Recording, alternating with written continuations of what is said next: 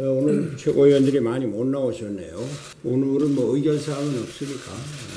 하태경, 이준석, 권은희 최고가 안 나오셨는데 이게 좀 의도적인 보이콧으로 받아들여도 되겠습니까? 글쎄 그건 모르겠는데요. 그 하태경 최고위원은 아까 왔다가 갔어요.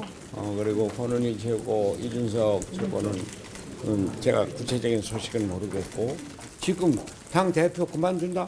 누가 할 거예요? 아니 내가 여러분들 뭐 나를 어떻게 보실지 모르지만 나 욕심 없습니다. 내가 지금 여기서 뭐 당 대표 한다고 그게 그동안에 내 경력이나 내 이런 걸로 봐서 뭐가 그렇게 큰 영광이라고 이걸 그냥 못 붙들고서 아우성 치겠습니까? 기다렸다는 듯이 그 선거 지지율이 떨어진다고서는 바꿔라? 어림없는 소리입니다. 예, 좀 전에 제가 이제 바른미래당에서 파열음이 계속 나오고 있다고 했는데 네. 오늘은 파열음 자체가 없었던 것 같아요. 왜 파열음이 없습니까? 오늘 당장 지금 선출직으로 네. 당선이 된 최고위원 3명이 예. 의도적으로 불참을 했어요. 그러니까요. 목소리가 안 나요. 예, 하태경 씨, 그런 의미입니까? 예.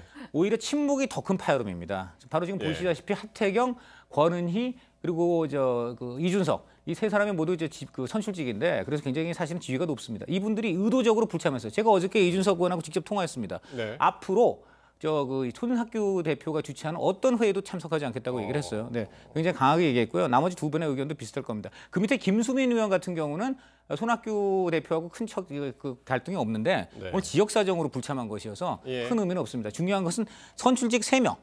이 3명이 앞으로 하여간 확실하게 불참을 계속 하겠다는 것이기 때문에 예. 그 최고위원 시스템이 상당히 지탱하기가 힘든 그런 구조로 갈 가능성이 있습니다. 네.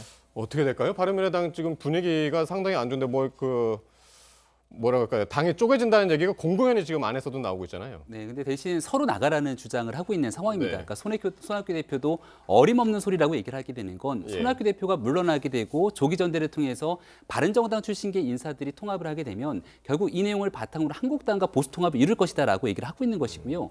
호남 지역을 바탕으로 하고 있는 국민의당 출신 의원들 같은 경우는 절대적으로 한국당과의 통합은 없다. 오히려 민주평화당과의 통합을 통해서 내년도 총선에서 민주당에 대항할 수 있는 호남 정당을 구축할 수 있다라고 하는 가능성이 나오고 있는 터라 네. 이 갈등은 지속될 수 있는데요.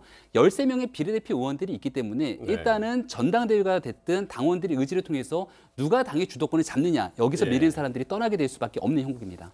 지금 이렇게 바른정당 출신 최고위원 그 의원들뿐만이 아니라 한 사람이 더 있죠. 바른미래당 안에 지금 손 대표한테 이제 찌질하다라는 이제 비판을 해가지고 당원권 1년 정지 징계를 받은 이현주 의원인데 계속해서 당을 공격하는 발언을 쏟아내고 있습니다. 네, 저는 개인적으로 정치 언어가 좀 품격을 지켜야 된다고 생각을 하는데요.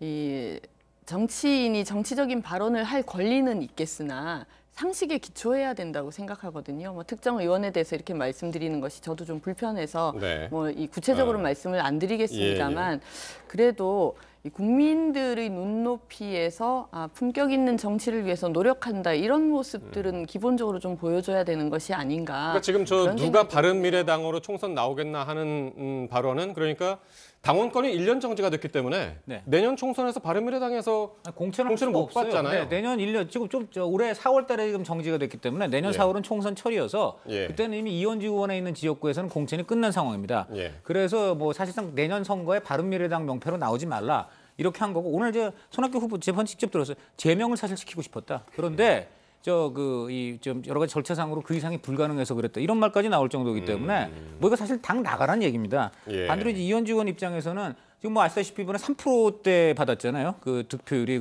네. 재보선에서 3%대라면은 내년 총선에서 어떤 총선 출마 희망자도 이 당을 택하지 않습니다. 그게 맞습니다. 왜냐면 이 당으로 나가봤자 나중에 선거 비용도 보전 못 받고 패가 망신합니다. 네. 그렇기 때문에 이 당은 사실 그런 의미에서 이제 저렇게 되는 게 맞는데 이 문제는 이거죠. 이현주 의원에 대한 저런 조치가 무엇을 의미하냐면요. 한마디로 한국당 방향으로의 통합은 일절 안 된다는 손학규 대표의 아주 강력한 메시지입니다.